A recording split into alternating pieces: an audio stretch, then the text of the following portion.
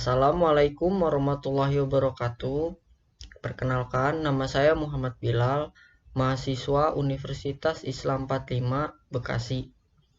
Di sini saya ingin memenuhi tugas UAS mata kuliah Pendidikan Agama Islam, yaitu menjelaskan bab ke-8 sampai bab 12. Yang pertama itu di bab 8, pesan-pesan Madinah bagian 2. Kajian surat Al-Duha atau implementasi ketakwaan. Surat Duha memerintahkan ungkapan syukur dalam 3 hal. Yang pertama, menyantuni yatim sesuai dengan hadis Rasulullah SAW bahwa beliau adalah yang menjadi penjamin yatim dan beliau di surga beserta yatim laksana telunjuk dan jari tengah. Yang kedua, diriwayatkan dari Hasan berkata, adapun arti dari orang yang minta-minta, janganlah kamu menghardiknya. Ditafsirkan adalah fakir dalam ilmu, jadi harus diberi pendidikan agar berilmu dan beriman. Yang ketiga, nikmat Allah yang paling besar adalah kerasulan yang di dalamnya ada risalah, yakni Al-Quran sebagai rahmatan lil alamin. Sehingga orang yang diberikan ilmu Al-Quran harus diajarkan kepada yang lainnya. Dan inilah sebaik orang adalah yang belajar Quran dan mengajarkannya. Lalu di bab berikutnya yaitu bab ke-9 ada kepemimpinan. Kepemimpinan, arti dari kepemimpinan itu sendiri adalah orang yang mengambil keputusan untuk kelompoknya dan dapat mempengaruhi orang yang dipimpinnya. Secara umum, pemimpin dalam kelompok adalah bertanggung jawab dalam menggerakkan aktivitas dan motivasi anggota kelompok untuk mencapai tujuan bersama. Pemimpin memiliki ciri-ciri kepribadian dan karakter yang berbeda. Contohnya, kemampuan beradaptasi terhadap situasi, kepekaan sosial, ambisius, asertif, kooperatif, dapat diandalkan, keinginan untuk mendominasi, percaya diri, dan mau mengemban tanggung jawab.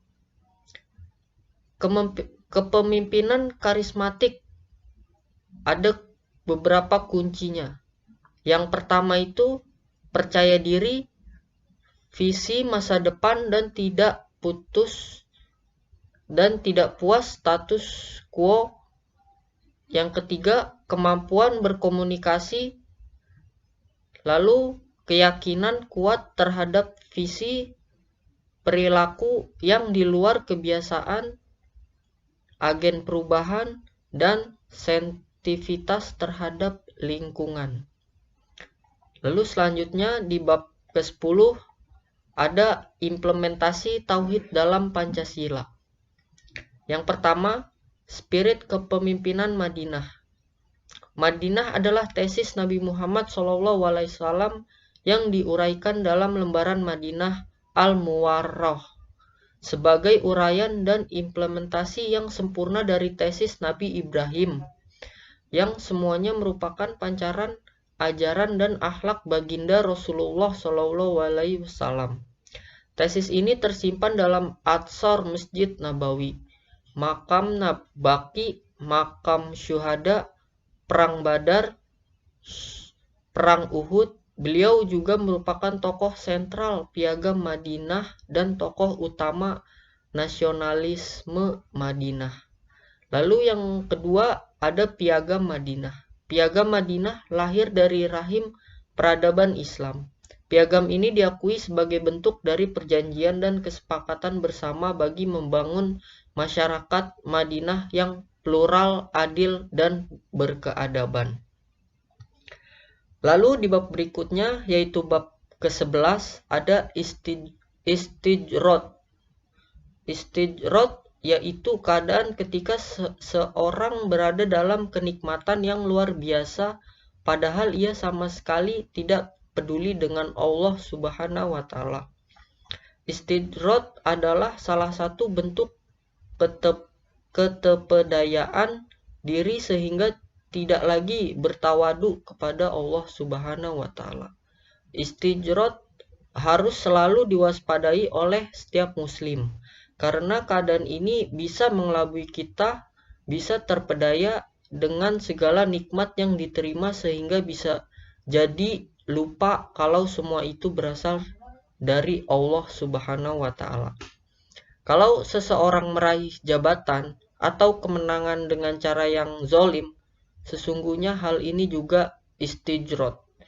Demikian pula kalau ada negara yang kufur kepada Allah Subhanahu wa taala, melakukan berbagai bentuk maksiat dan melarang berbagai aktivitas dakwah, negara itu bisa saja secara zahir tampak maju di berbagai aspek kehidupan, namun lain kewajiban itu adalah istijrot.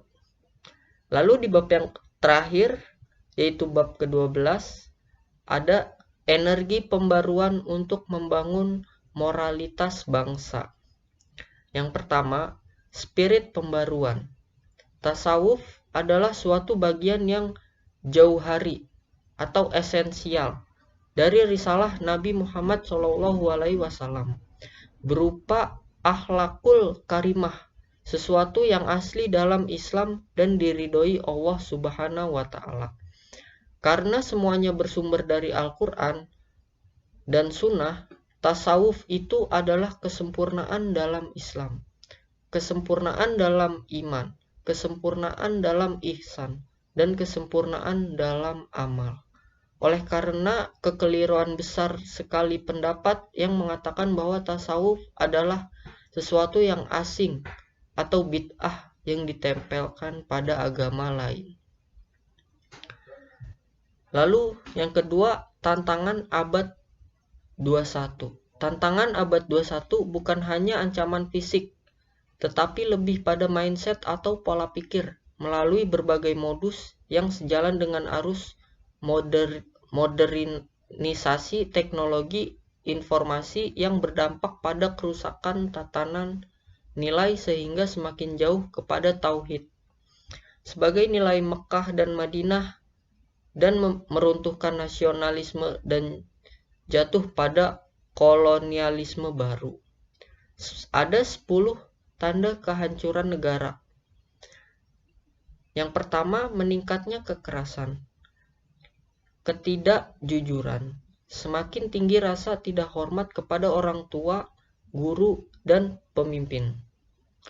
Pengaruh teman sebaya terhadap kekerasan, meningkatnya kebencian dan kecurigaan, penggunaan bahasa yang buruk, penurunan etos kerja, menurunnya rasa tanggung jawab, meningkatnya perilaku merusak diri, dan yang terakhir, rusaknya moral bangsa. Mungkin hanya segitu yang bisa saya sampaikan, kurang lebihnya mohon maaf. Wassalamualaikum warahmatullahi wabarakatuh.